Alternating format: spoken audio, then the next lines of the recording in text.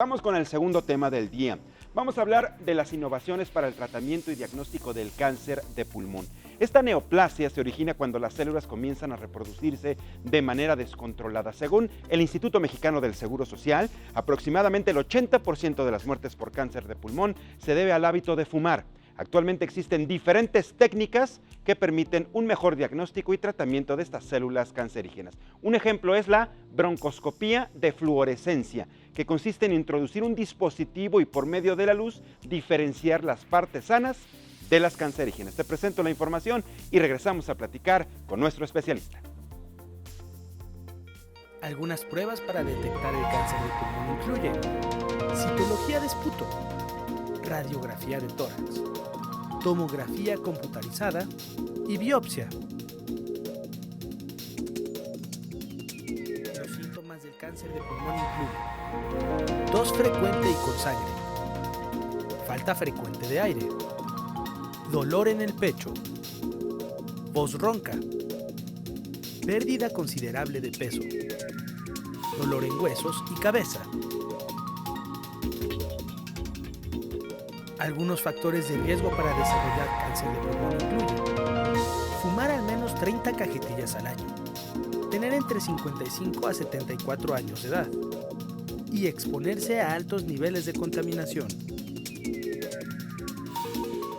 Le doy la más cordial bienvenida aquí al estudio de Código Salud a la doctora Isabela Rivas. Ella tiene la especialidad en oncología, es oncóloga médica. Bienvenida, Isabela, muchísimas gracias por estar con nosotros. Muy buen día. Muy buenos días, muchas gracias. Muchísimas gracias. Fíjate que la semana pasada tuvimos la oportunidad de platicar también aquí en este espacio, porque yo personalmente también tuve la oportunidad de viajar a un seminario en Bogotá, Colombia, donde nos dieron a conocer exactamente los últimos avances y los datos más recientes de Globocan acerca de la incidencia a nivel Latinoamérica del cáncer de pulmón.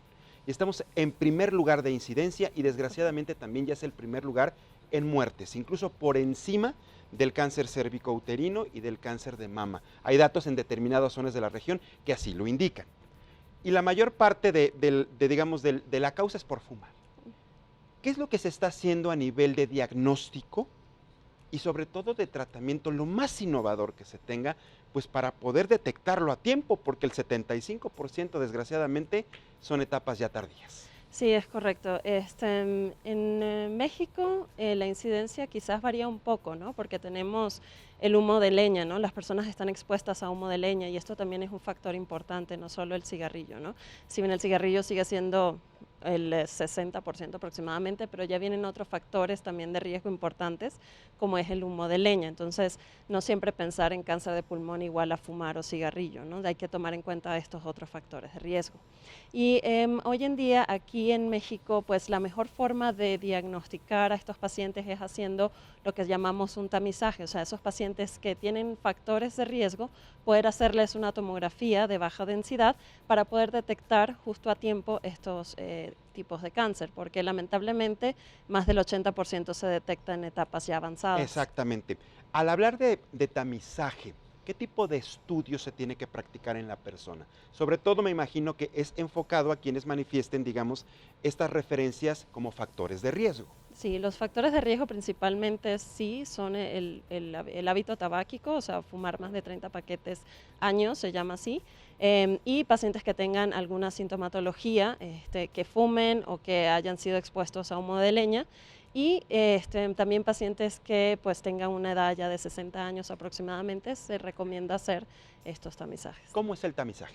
Es a través de una tomografía computarizada, o sea, es un estudio de imagen que se hace a nivel de tórax para detectar. La rayos X, si bien es como más, se consigue más fácil, ¿no?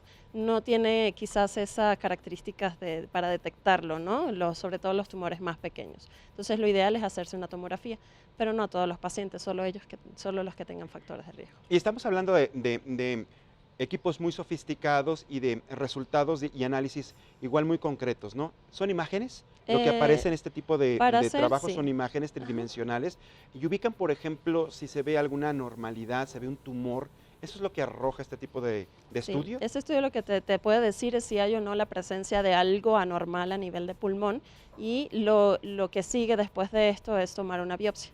Okay, ya aquí sí se dificulta un poco, por eso a lo mejor el diagnóstico no se hace de una manera adecuada, porque como bien comentabas es a través de una fibrobroncoscopia, o sea, es meter un tubo a través de la tráquea que llegue al pulmón, y muchas veces los tumores no están localizados en el centro, sino más a la periferia, y lo que hace dificulta un poco la toma de la muestra. Muy bien, vamos a hacer una pausa. Doctora Isabela Rivas, no nos tardamos, es muy breve, estamos platicando sobre la tecnología, lo último que se tiene para detección y tratamiento de cáncer de pulmón en nuestro país. Regresamos a Código Salud. Ya estamos de regreso en Código Salud, te estás incorporando a la transmisión del Heraldo Televisión, mi nombre es Mariano Riva Palacio. Bienvenido, estamos platicando con la doctora Isabela Rivas, oncóloga, sobre lo último en tecnología, qué tipo de estudios y análisis se hacen para primero la detección y después el tratamiento del cáncer de pulmón. Y estábamos platicando, doctora, aquí en el corte, la importancia que tiene el hacerse precisamente estos estudios que tú nos indicas, pero desgraciadamente la gente acude ya hasta que tiene síntomas. ¿Cuáles son los síntomas más característicos que pudieran arrojarnos una sospecha de cáncer de pulmón? Si es que los síntomas, nuevamente, hasta que la enfermedad no está muy avanzada, no son tan específicos. Puede ser un paciente que tenga mucha tos o que tenga dificultad para respirar, pero esto se puede dar por el mismo cigarrillo, por ejemplo. Entonces la persona no acude como cuando debe porque piensa que es algo de base que tiene, no necesariamente un cáncer. Ya cuando empiezan los síntomas a exacerbarse, o sea, la dificultad respiratoria se hace más grave o empiezan a toser y en la tos expectoran sangre, es cuando pues acuden al médico porque ya hay un signo de alarma. Pero ya llegar, por ejemplo, a toser con sangre, en términos promedios, ¿cuánto tiempo tuvo que ya pasó la evolución, por ejemplo, de un tumor? ¿Cuánto tiempo aproximadamente ya está alojado en nuestros pulmones haciendo daño? Puede pasar de 6 meses a 1 año aproximadamente y también va a depender de la localización del tumor, porque hay tumores que pueden estar grandes, pero que no hay esa expectoración con sangre, ¿no? Entonces depende de muchos factores. ¿Duele, por ejemplo, un tumor alojado en los pulmones, además de estos síntomas específicos que ya nos dices, tiene además una sensación de dolor en el pecho la persona? La persona cuando tiene un derrame pleural, que quiere decir que se acumula líquido en el pulmón, cuando respira profundo puede sentir el dolor. Entonces sí puede haber dolor asociado, pero cuando sobre todo hay este tipo de complicaciones como el derrame pleural. Así es, entonces por eso el tiempo es tan importante para hacer el diagnóstico. Y lo comentábamos, por ejemplo, a pesar de que se hacen este tipo de pruebas y estudios, ojalá hubiera algo, no sé, más rápido, más pronto, que es lo que también los especialistas como tú indican, ¿no? Esos screenings que se hacen para poder detectar a tiempo la enfermedad. Correcto.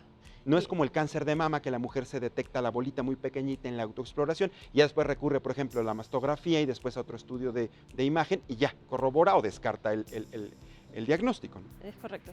Sí, en pulmón es más complicado y sobre todo, como te decía, no todo cáncer de pulmón se asocia al tabaquismo.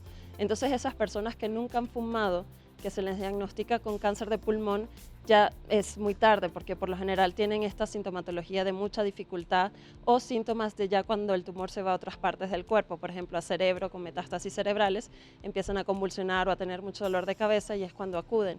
Pero son personas que, como nunca han fumado, nunca han tenido ese factor de riesgo, a lo mejor nunca van a sospechar de un cáncer de pulmón. Vamos dándole un poquito el ABC al cáncer de pulmón, doctora. ¿Hay diferentes tipos de tumor por cáncer de pulmón? Sí, justo hablando de innovación, eso ha ocurrido ya a lo largo de unos 10 a 15 años. El tratamiento y el diagnóstico de cáncer de pulmón ha cambiado notablemente. Antes el cáncer de pulmón era una sola entidad, era cáncer de pulmón y ya. Y se trataba con quimioterapia y no había más nada. Pero hoy en día con las nuevas técnicas diagnósticas también se ha evidenciado que existen varios subtipos de cáncer de pulmón. Y dentro de esos subtipos también hay algunos que se pueden catalogar dependiendo de la mutación molecular que tengan. Y esto ya estamos hablando de una medicina de precisión en estos pacientes, o sea, una medicina específica para cada tipo de paciente. ¿Esto es muy reciente? ¿Tiene poco tiempo? Esto tiene aproximadamente unos 5 años en evolución y lo que ha hecho esto es justo el diagnóstico molecular que se hace a través de una muestra del tejido en donde se pueden ver todos los genes que hay. Y viendo esos genes podemos decir, bueno, tiene tal alteración o mutación, puede recibir este tratamiento específico para ello. Entonces, sí hay diferentes tipos de tumor. Sí hay diferentes tipos. Y me imagino, como ya lo comentabas, hay un tumor específico o diferentes tipos de tumor por fumar. Tumor específico o diferentes tipos de tumor por exposición al humo de leña, por ejemplo. Correcto, correcto. Los tumores que te dan por fumar es el cáncer de pulmón de células pequeñas, se llama así por como se ve en el microscopio, se ven células muy chiquitas. Y el cáncer de pulmón de células no pequeñas, el escamoso, es el que más está asociado al cigarrillo. Los otros no están tan asociados al cigarrillo, sino a otras causas como el humo de leña, la contaminación en un 2% aproximadamente, que pueden producir cáncer. Nos comentabas que tiene la facultad de generar metástasis. Correcto. ¿Por qué es tan agresivo un cáncer de pulmón, un tumor de esta magnitud en los pulmones? Sí, el problema de las metástasis es porque se detecta tarde. Entonces ya el tumor crece y al crecer pues ya empieza a invadir los vasos sanguíneos y se meten en los vasos y se empiezan a regar a otras partes del cuerpo, ¿no? Entonces en realidad lo ideal sería detectarlo a tiempo, pero ese es el problema, no se detecta a tiempo. Ese es el problema. Ahora, generalmente, ¿cómo se va formando un tumor en los pulmones? Ya entendemos que hay zonas específicas para que esto ocurra. A ustedes a veces los especialistas se les dificulta porque son en zonas, digamos, extremas de los pulmones que no sencillamente se detectan en los estudios, por eso también se tardan en el diagnóstico, etcétera, etcétera. ¿Cómo se va formando? Se va formando una célula, inmediatamente empieza una mutación, de ahí contagia a otra y así, pum, pum, pum, es como una cadenita. ¿Y qué tamaño alcanza a tener un tumor en el pulmón? Fíjate que en realidad lo que comienza a suceder es que por todos estos factores externos hay una célula que está expuesta, que se está dividiendo constantemente, que son las que llamamos células epiteliales, que son las que recubren los bronquios. Ellas están en constante reparación. Y durante esa constante reparación, el hecho de recibir todos estos agentes externos hace que cualquiera cambie, ¿no? Empiezan a tener alteraciones y estas mutaciones. Y al tener estas mutaciones, esa misma célula empieza a replicarse. No es que contagie a las demás, sino que ella misma empieza a reproducirse y reproducirse de una manera que no está controlada. Y al no controlarse esa reproducción, empieza ella a crecer y puede llegar hasta un tamaño de 3 centímetros, 4 centímetros, dependiendo de la localización del tumor. Así es. ¿El tumor más grande que has visto, de qué tamaño es? Como unos 4 centímetros. 4 centímetros, sí. Es como ver casi una pelota. Una pelotita, una nuez, una pelotita, por ejemplo, de golf. Exactamente. Una cosa así. Cuando está detectado, ahora vamos a la otra parte, vamos al tratamiento, que ya fue diagnosticada la persona. Después de la biopsia, ustedes tienen muy bien focalizado y tienen la información qué tipo de tumores. ¿Cómo es el tratamiento? ¿Qué es lo más innovador que se tiene en la actualidad, doctora? En la actualidad tenemos, dependiendo de las alteraciones moleculares, que es lo primero que se busca en estos tumores, hay tratamientos que se llaman inhibidores de tirosinquinasa, que van exclusivamente a las células que tienen esa alteración, es lo que llamamos nosotros la medicina personalizada. Y ya para aquellos pacientes que no existen ninguno de estos tratamientos dirigidos porque no tienen ninguna mutación o alteración en la que pueda existir un tratamiento, tenemos ahora lo que se llama la inmunoterapia. Esto es algo que ha revolucionado realmente el tratamiento en cáncer, incluso se ganaron los que lo descubrieron el Premio Nobel de Medicina, porque ha sido realmente espectacular lo que hemos obtenido con estos pacientes. ¿Cómo es la inmunoterapia? Para que la gente que nos esté viendo entienda ¿cuál sería entonces la diferencia con una quimio que anteriormente se utilizaba? Sí, la inmunoterapia lo que hace realmente es que estimula al cuerpo, o sea, las células inmunológicas de tu cuerpo, a que ataquen el tumor.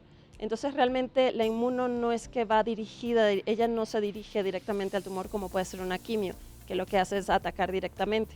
Aquí lo atacamos de una manera indirecta. Si yo prendo el sistema inmunológico del paciente, hago que las mismas células se encarguen de matar al cáncer. Ahora, ¿es inyectado? Es inyectado. ¿Es intravenosa? O sea, es parecida, digamos, el procedimiento de aplicación es como una quimio. Lo mismo ocurre con la inmunoterapia. Sí, lo interesante de esto es que no va a tener los mismos eventos adversos que la quimioterapia. Eso es bien importante, que a muchas personas les preocupa. Exactamente, que sí, la pérdida del cabello, la diarrea, como comentaba la doctora previamente, los cambios en la piel a lo mejor no se van a presentar con una inmunoterapia, pero sí se van a presentar otro tipo de eventos adversos, que son los inmunomediados, ¿no? que también hay que tener mucho cuidado cuando... ¿Cuál sería, digamos, el evento adverso más común de una inmunoterapia, doctora? De una inmunoterapia puede ser fatiga, ¿okay? Que el paciente se sienta muy cansado, y eventos inmunomediados pueden ser neumonitis, por ejemplo, que es una inflamación del pulmón, inflamación del colon también, que es una colitis, y algunas alteraciones a nivel de hormonas endocrinas, pero son muy, muy poco frecuentes. Y el grado, digamos, de efectividad de este tratamiento, ¿y es un tratamiento exclusivo? ¿Es un tratamiento combinado? Generalmente, ¿cómo se recurre a él? Hay de distintas maneras dependiendo de en qué línea de tratamiento se utilice. Y hablamos de líneas cuando, por ejemplo, si el paciente ingresa y es metastásico y nunca recibió tratamiento previo, es una primera línea. Y tenemos en aquellos pacientes que ya recibieron una quimio en primera línea y se recibe en segunda. Para esos pacientes en segunda línea va inmunoterapia, ¿okay? Va solito, va solo la inmunoterapia. Sí. Y lo que hemos observado es que estos pacientes que normalmente la sobrevida no llega a ser un año, son 10 meses más o menos, estamos hablando de que ya el 30% puede estar vivo a los 2 años o más. Incluso se han hecho actualizaciones de estudios a 5 años en donde realmente hay un beneficio en estos pacientes. Qué bueno que lo hagas saber, porque también tenemos entendido que ha evolucionado tanto la tecnología y este tipo de tratamiento que incluso con pacientes con metástasis han logrado extender su calidad y expectativa de vida. Es correcto. O sea, es impresionante cómo ha avanzado la tecnología. Exactamente. Ya para terminar contigo, Isabela, que me da muchísimo gusto que nos visites, se prevé que, no sé, a mediano o largo plazo, llegue algo más, llegue una nueva tecnología para el tratamiento exclusivo. ¿Tienen ustedes una expectativa? ¿Tienen ustedes como la esperanza de que haya algo mejor todavía? Sí. ¿Sí? La verdad es que sí. Tenemos combinaciones ya de inmunoterapias, o sea, que ya no sería solo una, sino varias combinaciones para activar de distintas maneras el sistema inmunológico. Y estamos hablando de ir tan personalizado como para hacer una vacuna para el cáncer de cada paciente. Ay, ojalá, Entonces, si todo esto se da, ojalá. sí, ojalá, la verdad es que se va a cambiar. De todas formas, yo creo que aquí lo más importante es la prevención. Es Siempre correcto. el mensaje que queremos dar aquí en el programa a través de ustedes es prevenir finalmente. Una correcto. persona fuma demasiado, que le Bájele. vaya bajando, que le vaya bajando. Si lo deja es mejor. Sabemos que es muy difícil, pero sí hay casos de que se han logrado. Isabela Rivas, doctora, muchísimas gracias por haber estado con Muchas nosotros gracias. en Código Salud, tu casa. Bienvenida. Muchísimas gracias. No te levantes.